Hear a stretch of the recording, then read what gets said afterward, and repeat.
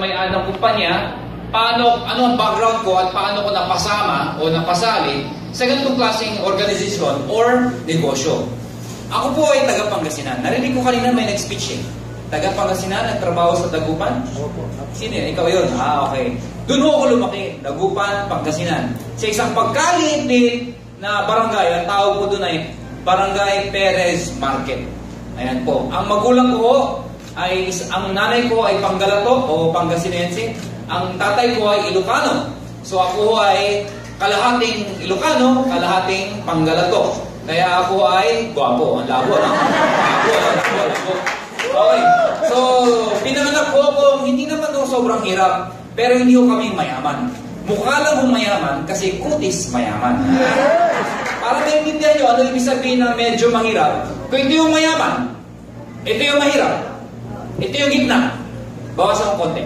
Nakala ko. Ibig sabihin, hindi naman ko talaga dukha o ampas lupa. Pero sa Pilipinas pag sinabing gitna, hindi marami ang buhay.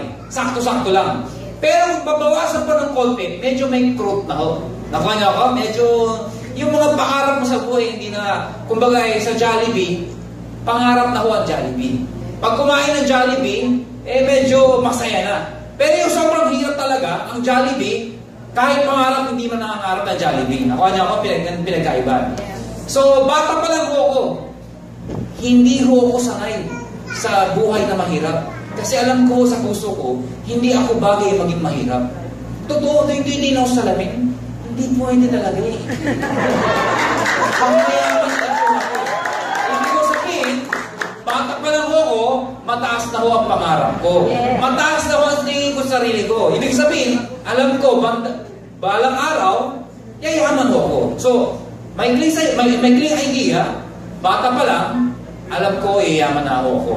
Hindi ko sabihin, may sabihin ako sa inyo, importante po ito. Kayo kung nag-uumpisa, dapat alam nyo kung anong ending nyo. You have to begin by knowing that you've already arrived. Meaning, hindi ka pa nag-uumpisa, alam mo na kung saan ka papunta. Napipicture mo na yung sarili mo, nararamdaman mo.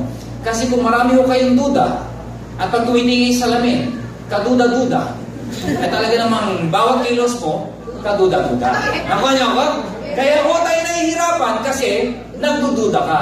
Pero kung sigurado ka, kahit mahirap, tutuloy ka. Nakuha niyo yung pinagkaibahan? So ako, nag-migrate po ako sa Maynila.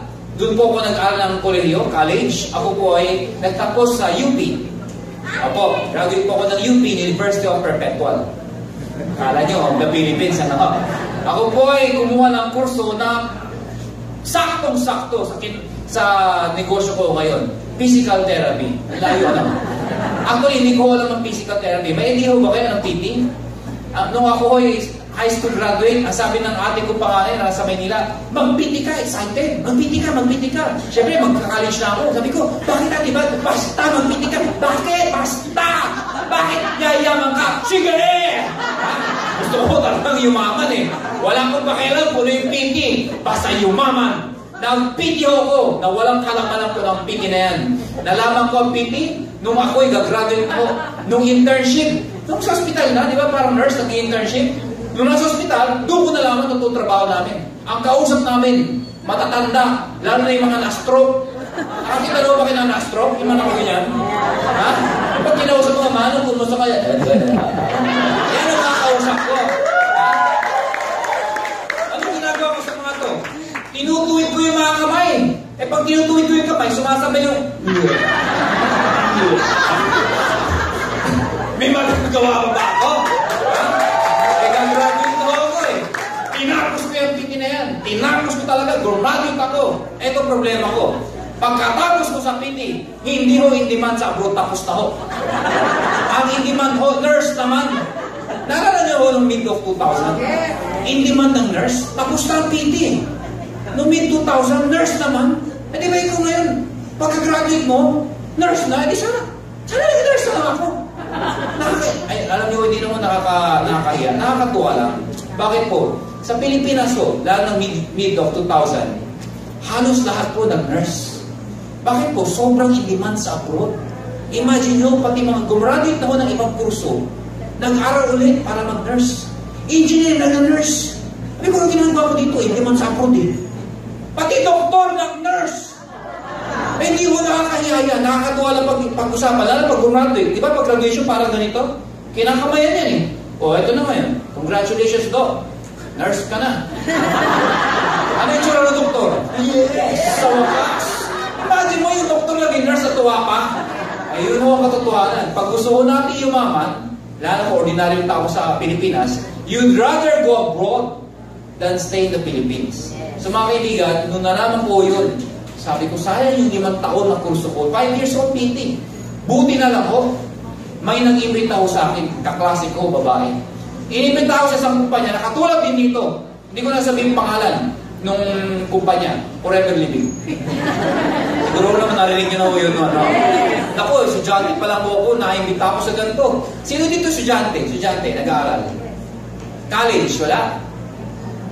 Hindi, walang anak na estudyante. Basa pa may matanda. Bibira lang. Estudyante ho, umaten. Ano kalamalan ko? 20 years old, kagagraduate ko lang, tapos pinag-uusapan, pera-pera. Pero alam niyo ho, in fairness, ang galing mo ng seminar. Yung speaker, ang galing mo. Tuwing tatanong ng speaker, sino gusto yumaman? Lahat ng tao, may kagabuhang pera talaga yung mga tao. Yung katabi ko, yung sponsor ko, yung nag-ibita sa akin, panay gano'n sa tuhod ko. O, di ba, ginagawa mo. Tumahimik ka na. Alam niyo ba, natapos ang seminar, lahat, baliw. Yung mga literal lang, ganun mo talaga. Ako, ganun yung tsura ko. Gutom dito. Mahaba na seminar, 3 hours, walang pagkain. Imagine yung sabi, yayaman. Ni pagkain, wala. Maniwala ka? Siyempre hindi. Sabi ng sponsor ko, sali ka? Hindi. July ho yun. July. Alam niyo, after July ho, unang check-in niyo, hindi ko makakalimutan. Sobrang excited. Pinakitaan ako ng check-in ng sponsor ko, klase ko, babae. Pinakita check-in. 1,100 pesos. Hinagat ko sa mukha ko. 1,000. Malaki pa sweldo ng katulong. Sabi sa akin, lalaki yan. Yung mata lumalaki. Lalaki. Bahala ka, lumaki ka, sabi ko. Pangalawang buwan, August, tumanggap po 4,000.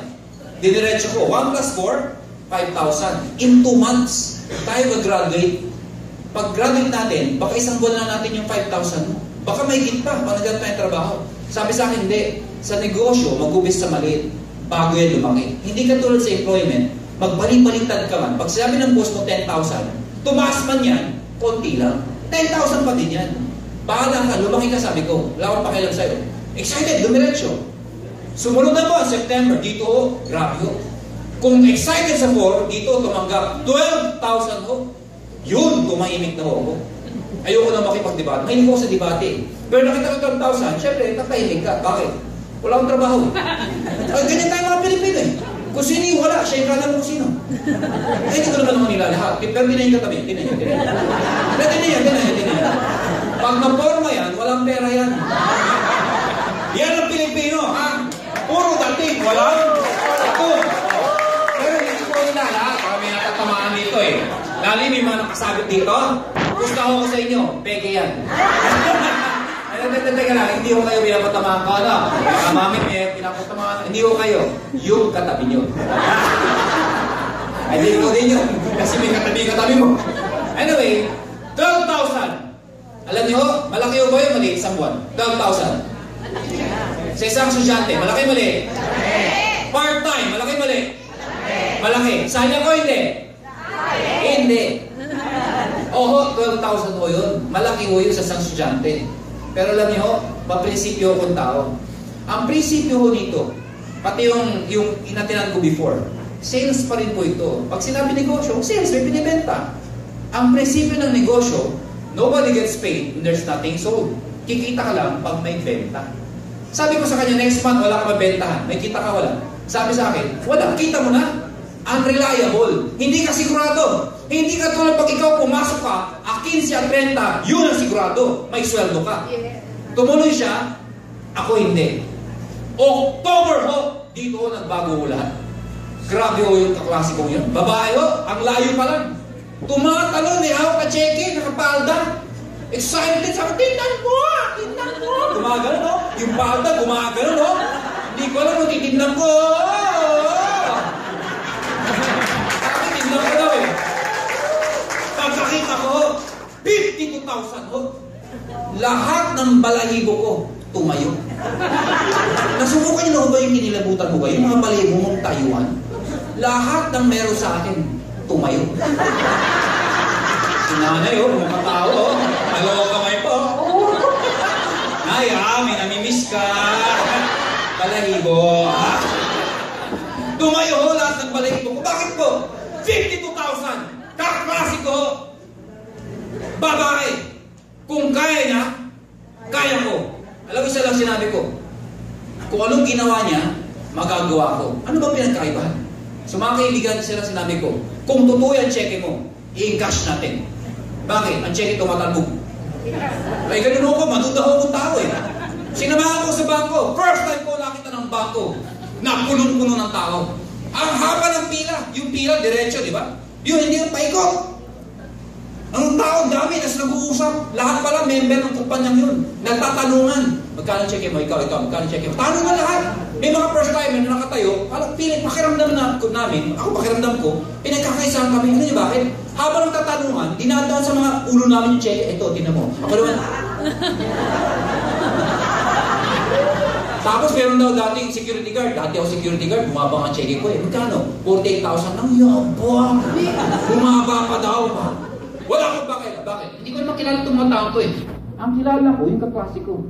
Yun ang babantayan ko. Yun ang totoo. Kasi yun ang kilala ko eh. Pila. Andito siya sa pila. Wala ako sa pila. At wala akong cheque. At akong pila. Sinasamahan ko lang. Diba?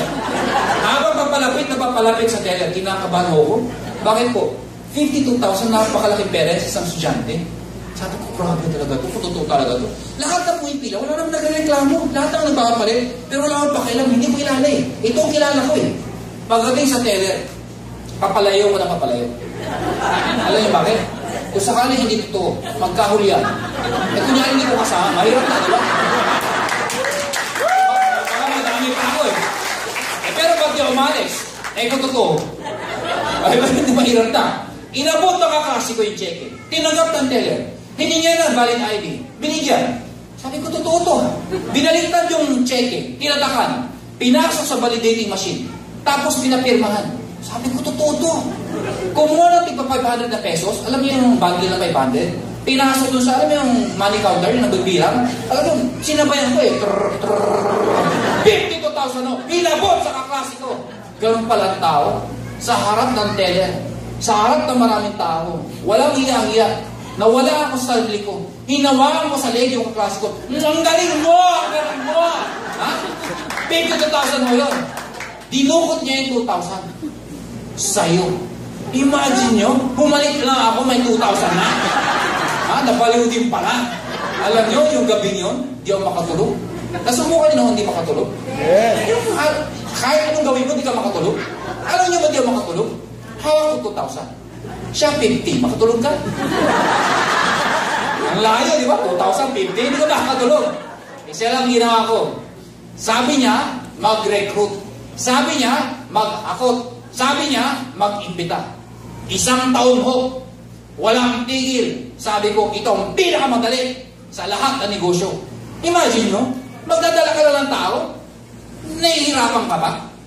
Eh, subukan mo sa labas. Hindi lang ako pagdadala ng tao gagawin mo, mag-iimbita ka lang. Alam nyo, lahat ng barkada, kaibigan, kamang-anak, kaklase, lahat ng kapitbahay, lahat na naging girlfriend ko, naging boyfriend ko, pinagsama-sama ko lahat yan.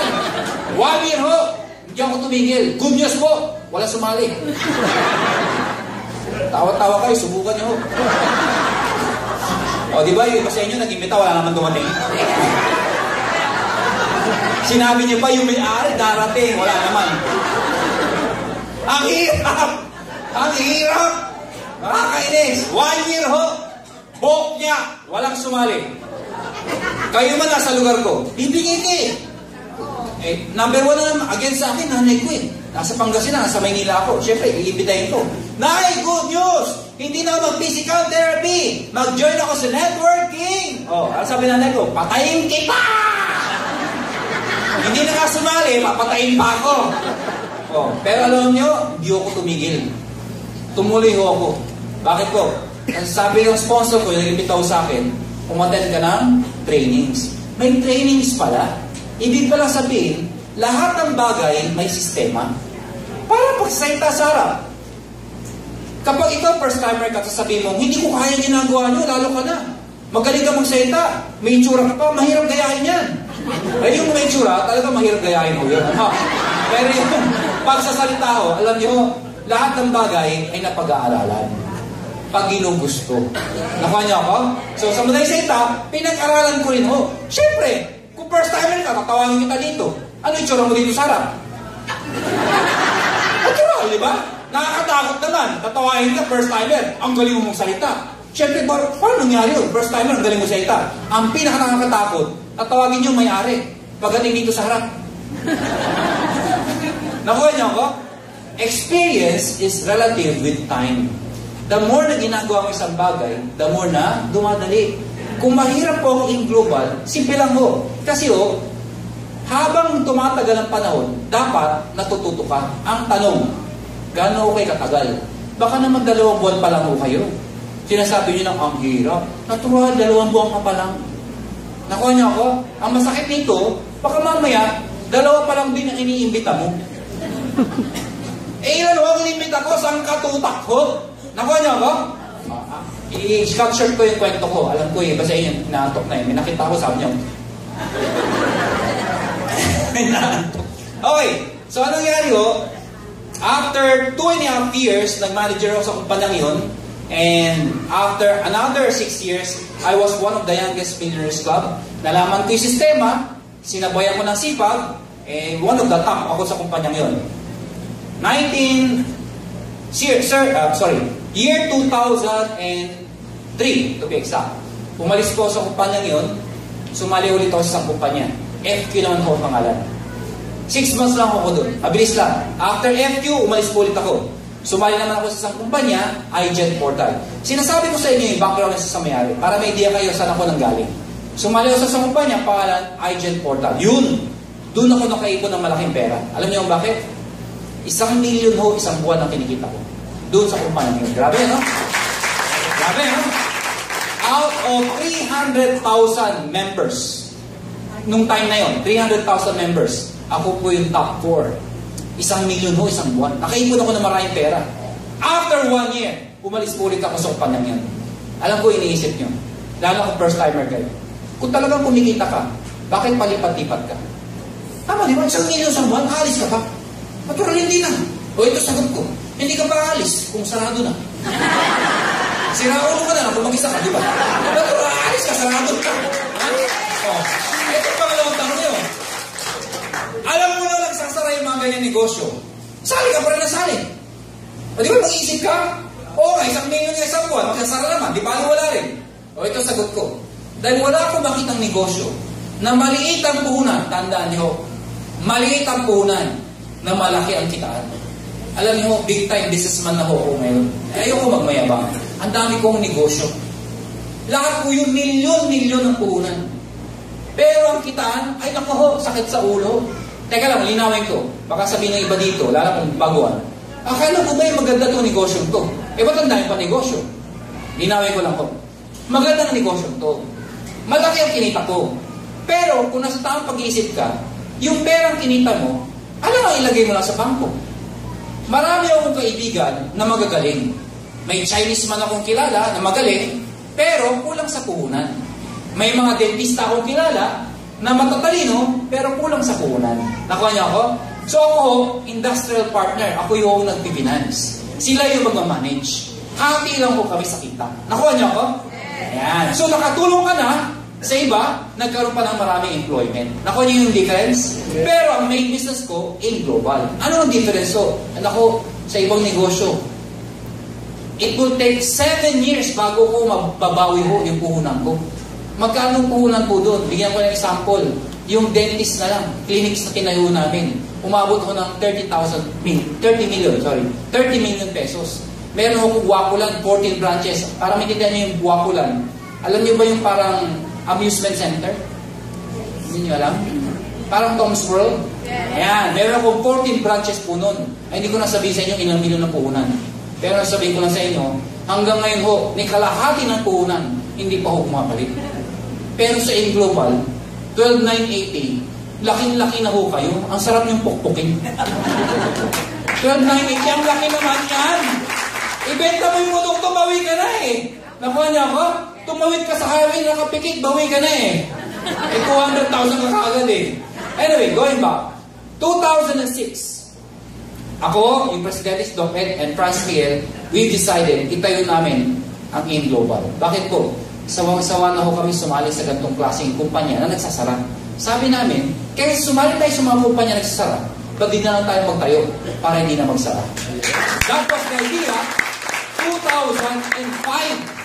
Tinayo ang Global, 2006. Ngayon ho, mag-11 years na ho ang Global. And I would like to invite everybody sa May 14. Malapit lang dito, di ba? Yes. Sa Philippine Arena.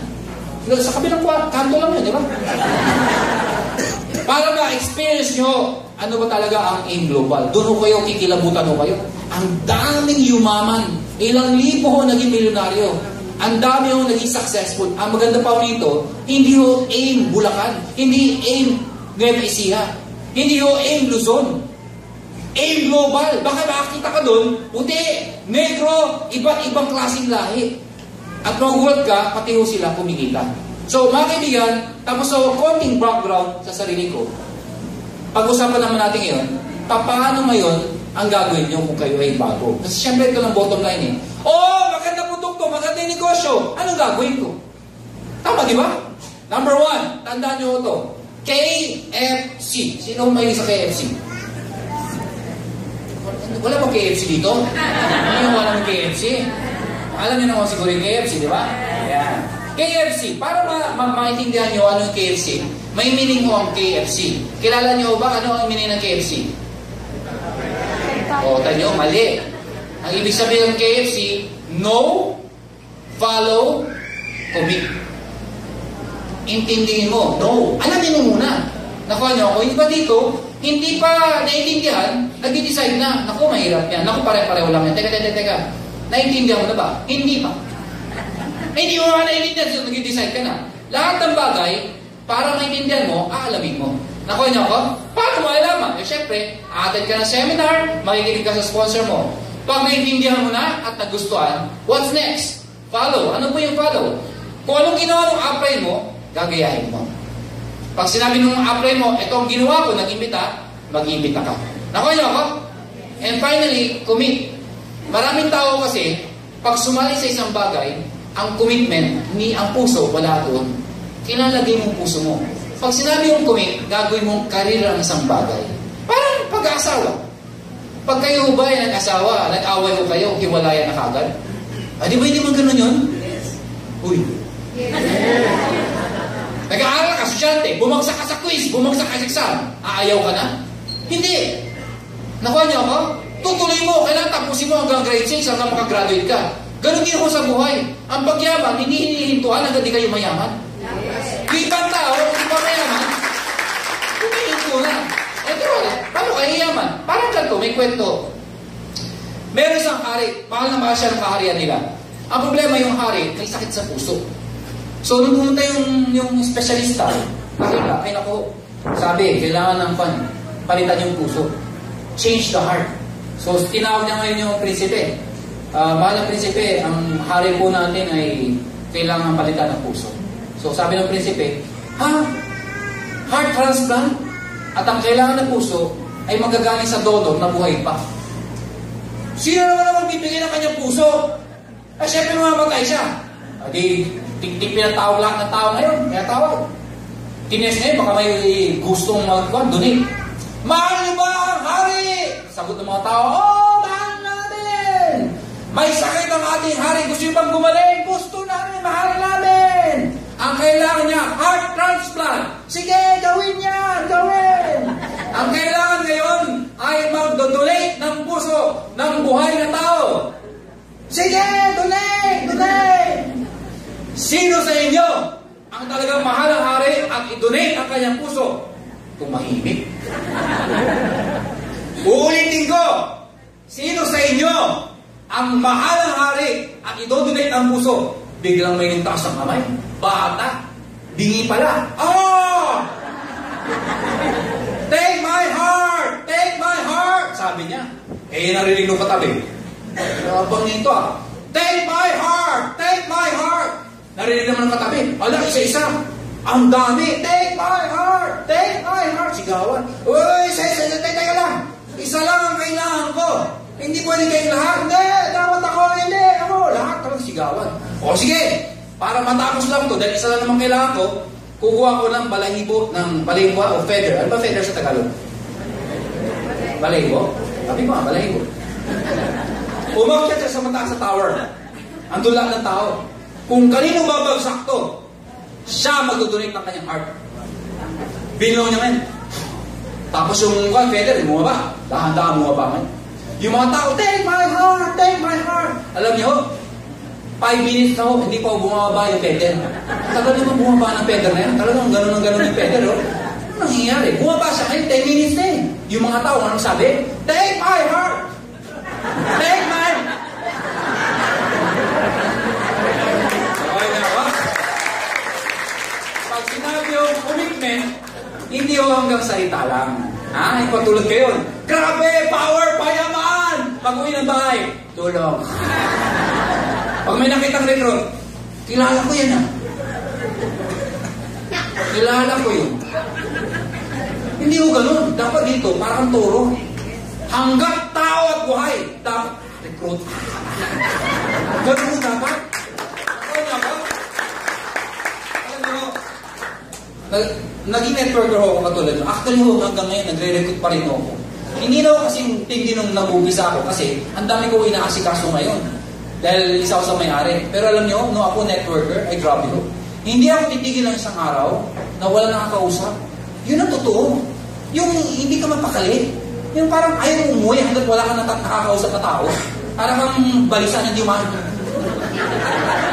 Recruit, ganon. Ha? Kung kayo yung tao pag-uwi ng bahay, parang walang nangyari. Ay kalimutan nyo na huwag mga pangarap ninyo. Dahil ang sikreto sa pagyaman, aaraw-arawin mo. Pag gusto mong gumaling sa basketball, aaraw-arawin mo. Gusto mong gumaling sa piano, aaraw-arawin mo. Nakuha niyo ako? Kung gusto mong sagutin ka ng nililigawan mo, aaraw-arawin mo. Pag gusto mong mahalin ka ng asawa mong babae, gabi-gabihin mo. O yes, araw-arawin mo, araw-arawin mo. Kayo iniisip nyo.